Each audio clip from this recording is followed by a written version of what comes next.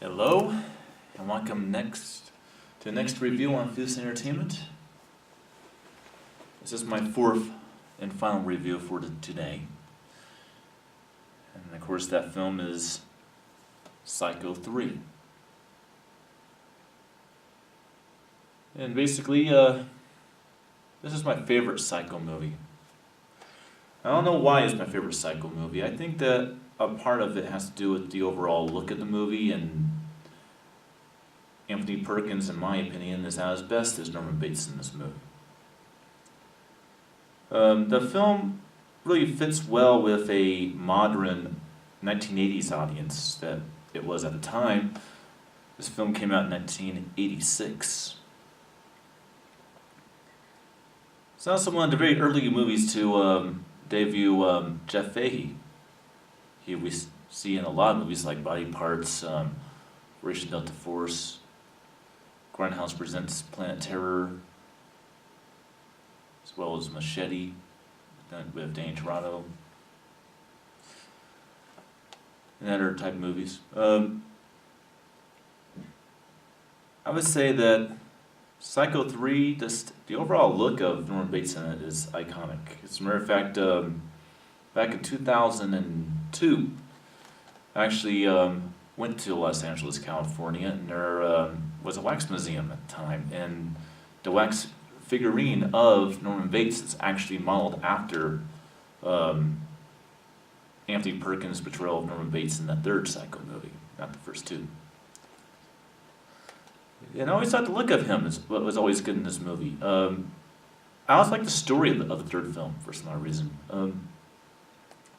Takes place only about a month or two after the events of the second movie. And basically, the disappearance of the old woman from the second movie, who thought that she was his mom. I don't know, we never really do quite figure out.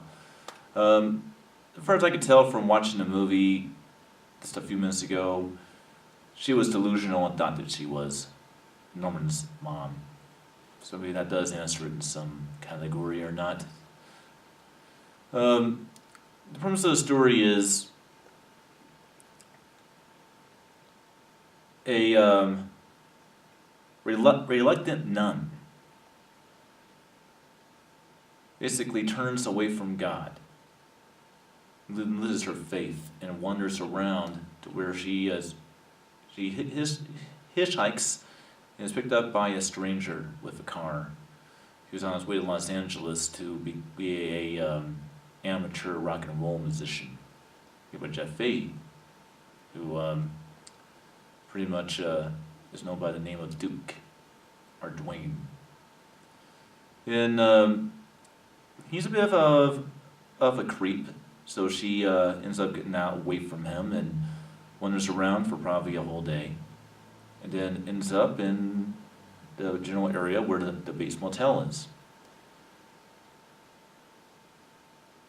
And she drives Norman Bates crazy because of the fact that she looks so much like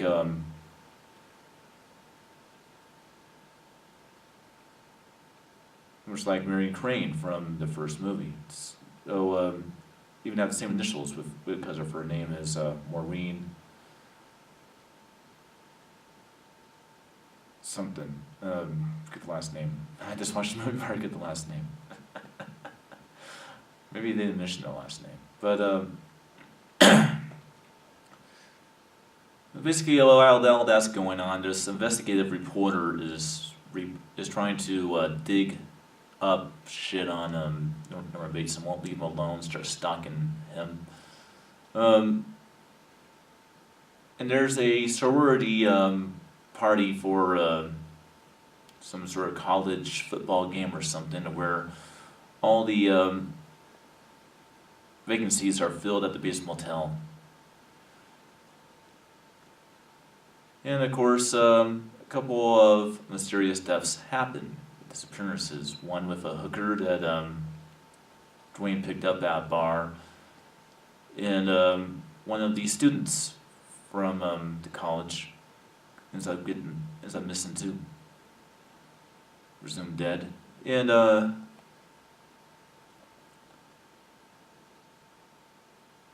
Dwayne starts to play a game with Norman Bates by hiding the corpse of his recently deceased mom, at least in his mind, and tries to blackmail him.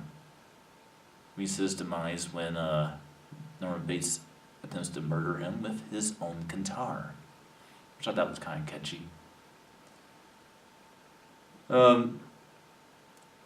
Eventually, disposes of all the evidence, but by the time he does that, he has already completely lost it and has completely relapsed. But what's interesting is by the end of the movie, he actually confronts his demons in his mom's corpse by desecrating the corpse to kind of free himself. But unfortunately, by that time, he gets accused of all the murders, although he actually didn't do any of them. Again, except for Dwayne, he did kill the killer, which is not really all that convenient for him. He actually killed the person who did the murders. So he gets incarcerated again by the end of the movie. And they actually paid too much to the first film by actually having Norman Bates do that, little stare at you, at the camera in the movie, stare at the audience a little.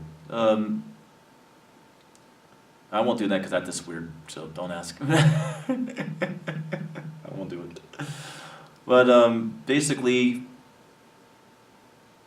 that's the premise of the story. Oh yeah, something that's really cool about this movie is two things actually. Norman Bates actually kind of has a girlfriend with this lost soul that loses her faith in God. And she, of course, eventually ends up dead too.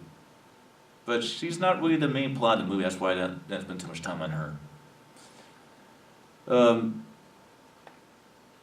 The other thing that's very interesting about this movie is that Anthony Perkins, who plays Norman Bates in the Psycho movies, actually directed this movie. And an interesting trivia fact is, during the filming of Psycho 3, Anthony Perkins was told by the hospital that you are dying of AIDS. And so he found out that he is actually dying during the filming of Psycho 3. I won't go too much into that, but let's just simply say that Anthony Perkins' real life was a little bit bizarre. So let's kind of put it that way. Kind of went back and forth. And obviously took his own life eventually. Kind of like this, and I'll be able to do a quick recrow of it. He had male lovers behind the scenes while being married to a woman and having children with the woman. So he was kind of an interesting individual in real life, and that's kind of how he got AIDS. So there you go. But I find that interesting that he still, in my opinion, did the best performance as Norman Bates while learning of his pending demise, while directing the third Psycho movie, which I thought was really cool. Now let's go into the quality of the film. This one is a 185 by 1 wide, just like the second movie, and actually just the second movie. The picture, I would say that this one kind of has more of a cool temperatured abstract over a warm and neutral temperature, which means that it looks like a warm and neutral temperatured movie, but it has an over temperature of cool temp on top of it to kind of make it look more digital and clean and crisp, which I think is the best way to describe the overall color templates of the movie. I think it works brilliantly for the movie. It looks really good that way. Like I said, the Psycho movies are films that don't need to look exactly the way they looked when it came out in theaters. These are films that actually could benefit from a completely new look, which is why I prefer this box set over the Scream Factory releases. Audio. Again, it's like the second movie. a 2-channel DTS HD master audio track does bring out all the elements of the best that you can get for sound, because the 5.1 track on the Scream Factory release did not sound really any different than the way it sounds with this, using a cinema enhancement mode and playing off of all 5 speakers, like I do. And of course, like always, I do it from your perspective, so we use standard mode. I don't use special modes, unless the movie requires it, and when it comes to these movies, it doesn't. But yeah, I definitely enjoyed Psycho 3.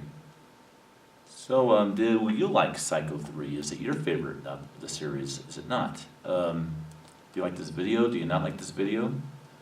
As always, subscribe if you would like.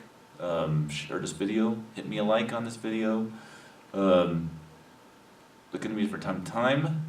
Well, that's all for tonight, people. I will be reviewing more movies tomorrow after I wake up. There might even be a surprise in the next few videos, or at least one of them. Well, that's all. I will see you guys next time when I review Phantasm 4 Oblivion. Alright. Good night.